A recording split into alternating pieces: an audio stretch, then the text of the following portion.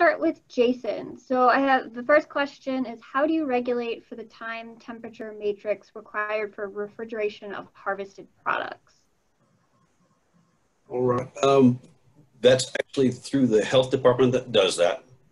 But my understanding is that they take the water and air temperature and they average it for the last several years. They get a monthly average, and then they apply that to how long you have to get the harvested oysters to mechanical refrigeration, and then also how long they have to get that oyster down to the right temperature for the market. So hottest months, you've got a very small amount of time to get them from reef to cooling, pretty much. So it's all based on the air temperature. Gotcha.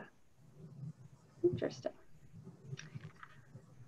Let's go with our next question. I think this is for you, Bill, but I think everybody might be able to throw in a comment here.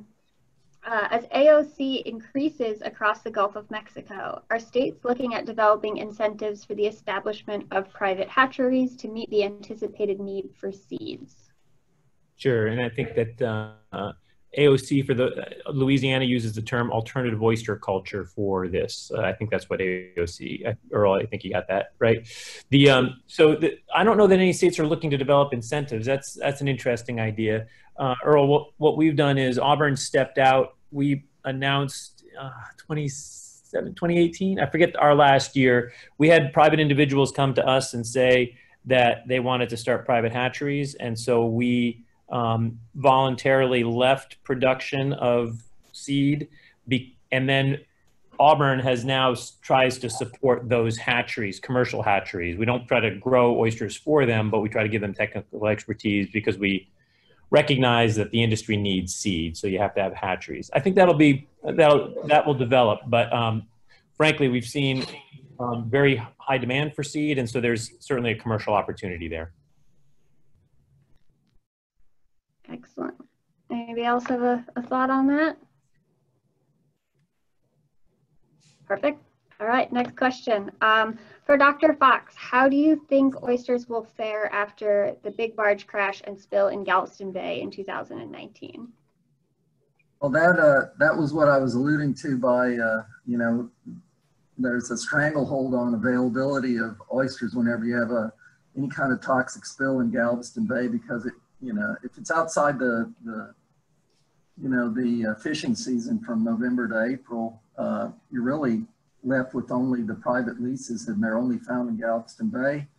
And so when you close Galveston Bay, you can't buy a Texas oyster in Texas.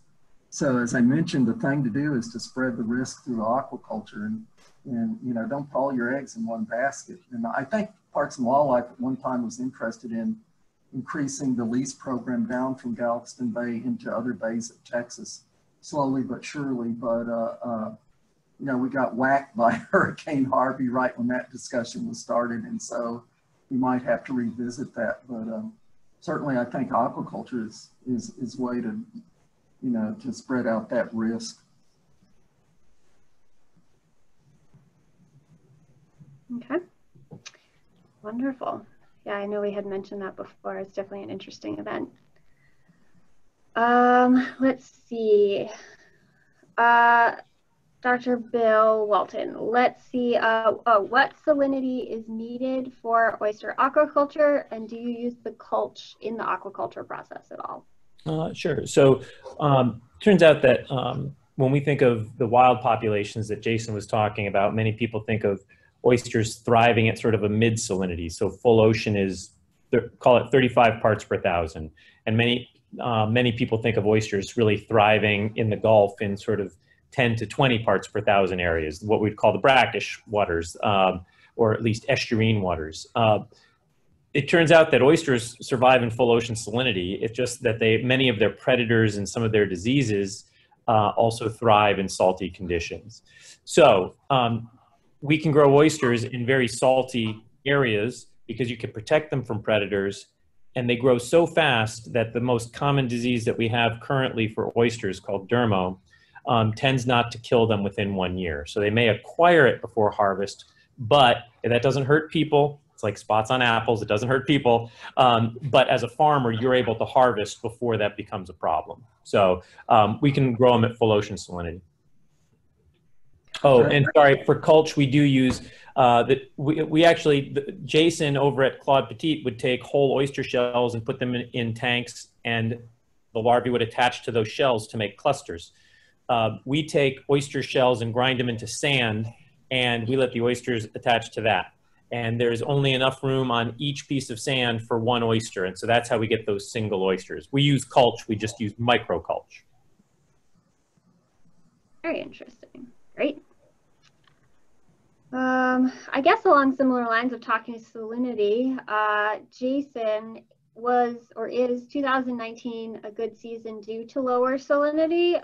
If so, what caused the lower salinity?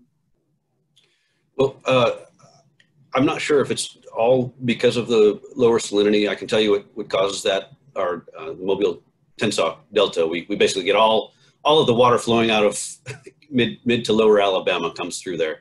And so we have a lot of fresh water that comes down the western coast and goes over our reefs. So as I had mentioned periodically, typically this happens periodically, and it helps to control the drills and things that are on there. It's really the extended freshets that are also coupled with the high water temperatures and low oxygen events at the same time that really knocked us out in 2017. And in 19, we didn't really get those all together. We had some low salinity, and then we had some low oxygen, and they happened at different parts of the year. Water itself, when it's warmer in the hottest parts of the year, it holds less oxygen in it to begin with.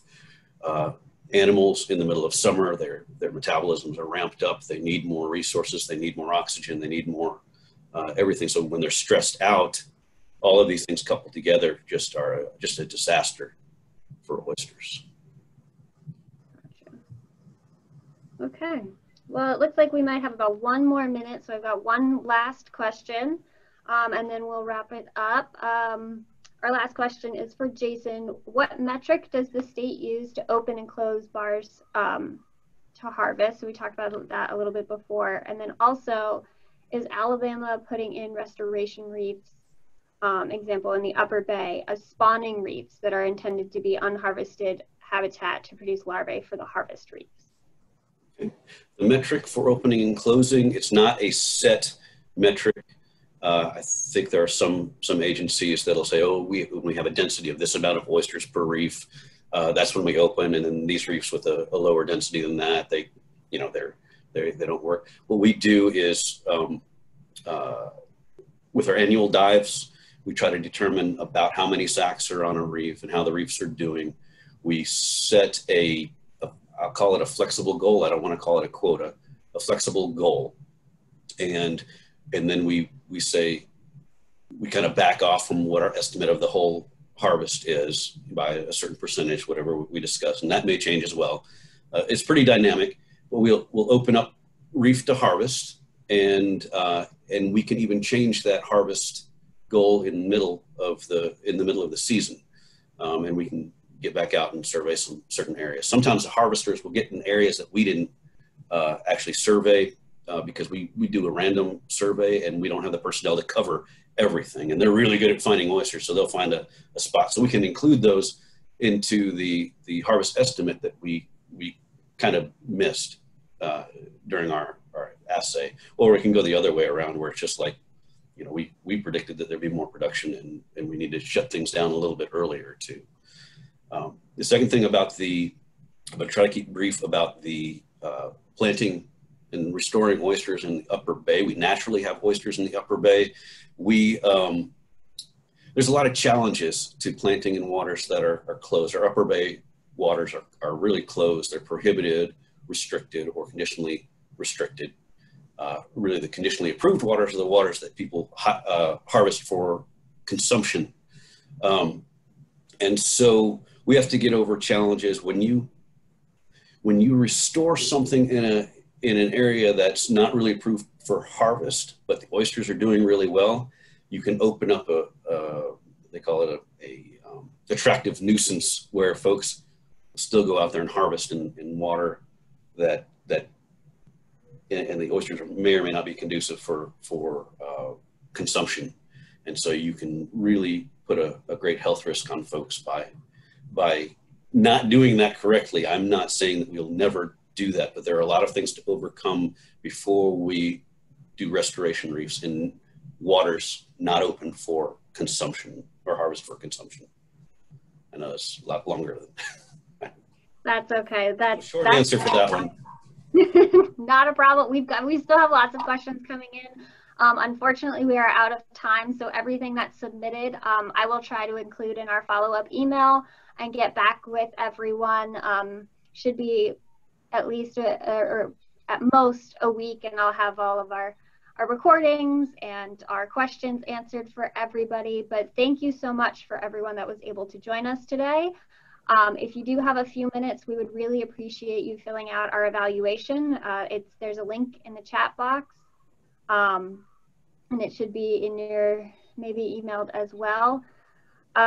It just really helps us to provide feedback for all of these programs that we do, and so that we can make our programs better in the future. And so with that, I would like to thank all of my speakers. We really appreciate your time and expertise. Thank you all your audience, or all of our audience members, for their questions and your time. And with that, hopefully you can join us for our next session. We will be having another webinar this week, and that will be, I think my screen's there, on July 30th at 2 to 3:30 Central. So it would be great if you guys can join us. And thank you again to everyone, and we appreciate your time. Have a good one. Thank you. Bye-bye.